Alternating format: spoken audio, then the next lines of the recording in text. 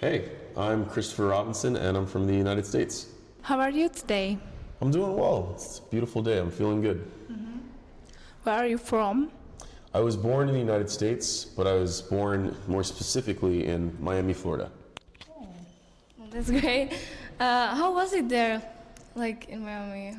How was the people and the weather maybe? And Well, the people are really cool. It's very diverse. So you have everything from European to, Latin American people, African American people. It's a big mix. The weather is really, really hot. It's a very popular vacation spot in the United States. So it's really nice weather, but if you're not used to the heat, it might be a little aggressive. I understand. And do you like it here in Czech Republic? Like, what are the differences between the U.S. and the Czech Republic? Wow. Well, to answer the first question, I do like it here in the Czech Republic. The differences, I'd say, would probably be, there's a lot of cultural differences, but the more I stay here, the more I see that it's not that different from the United States, or from Florida, from where I was from. But the biggest difference, I'd say, would be the pace of life and kind of like the pace of people's attitude. Everything seems a little slower here. Yeah, that's true. What do you think about your job? I love my jobs. Yeah, so being an English teacher, it's never something I really imagined doing. If you would have asked me this question like 10 years ago, I wouldn't be able to tell you I'd be in Europe teaching English. I had a lot of people as I grew up, a lot of friends and, some bullies, if you will, would tell me that I spoke kind of weird because I spoke really proper, or I enunciated my words, and now I'm seeing that it's kind of a benefit that I speak well. So I like my job. Okay, do you have another job? I do. Yeah. What kind? I'm a bartender. Okay. I don't understand. I'm sorry, but It's okay. what is your job? Do. So bartenders, we'll make drinks at the bar. We'll serve like beer or wine or make cocktails. Yeah. Yeah. I know. So I do that, kind of full time, but yeah.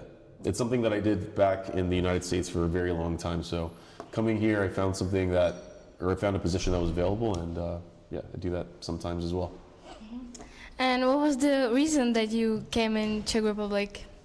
So I met my wife in Washington, D.C. That's where I was living for majority of my adult life in the United States. And our relationship moved pretty fast. And we now have a 3-year-old son and another baby on the way as well. We were living in America for like a year and a half, but we decided to move our lives here, mostly because my wife is very close with her family. I love my family, but I have been pretty independent from like a pretty young age, so it was easier for me to make the decision to move my life here. Yeah. Okay, and as you mentioned your son, does your son speak English or Czech most of the time? He speaks Czech most of the time, but he speaks English fluently. Some he's 3 years old, so some things he says in Czech or in English, they sound a little messy sometimes. But yeah, he's bilingual. He speaks both. Do you prepare stuff for classes? Of course, definitely, yeah.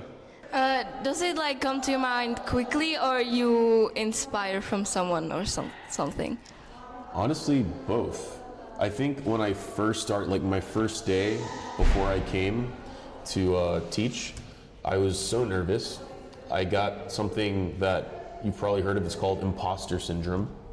It's am I good at this? I've never really done this before, so I wasn't sure exactly how to deliver a fun, knowledgeable English lesson, especially to different levels or different ages.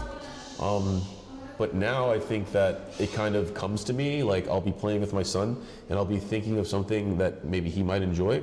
I also have, my wife's nieces, she has some nieces her one niece is 8 years old, the other's 13. So I'll be speaking with them, and they'll maybe get like confused about some vocabulary, or maybe they'll say something with not the right grammar. So I'll like kind of talk to them and be like, oh, this might be something that is worth talking about in class. So I take inspiration from everywhere. And I sometimes go online and like look up, okay, what are 10-year-olds into? What are 13-year-olds into? How to teach English to someone that's never spoken it before, you know? So yeah, it was harder in the beginning, but now it feels a little more natural. Okay, where was your first lecture English? My first lecture in English, it was at the school that hired me. So this was in Brno, and I was teaching a small group of people. It was like 3 middle-aged women, you know, like people, they were around my age. And yeah, that was fun. I mean, I came with like some forms, I had a lot of materials, and by the end of it, I barely even used the materials. We were just kind of talking together. So that's how my first lesson went. Do you think that Czech language is hard? Yes. I Googled it, and apparently it's one of the hardest languages to learn. Oh, yeah. And I think Google's telling the truth. Okay, what's your favorite Czech word? Favorite Czech word? Nesmíš. Nesmíš means like don't do it, right? Yeah. Yeah. Whenever I hear my wife say that, I think it sounds cute. I don't know why. Nesmíš, just yeah. That's kind of funny. Yeah? But yeah, yeah. It just sounds funny. Nesmíš. I don't know. I Okay. know someone named Mish. It's a friend of mine. His name is Mish. Oh. And do you have a message to our students or something like that? Yeah, totally. I believe that you can do anything you put your mind to.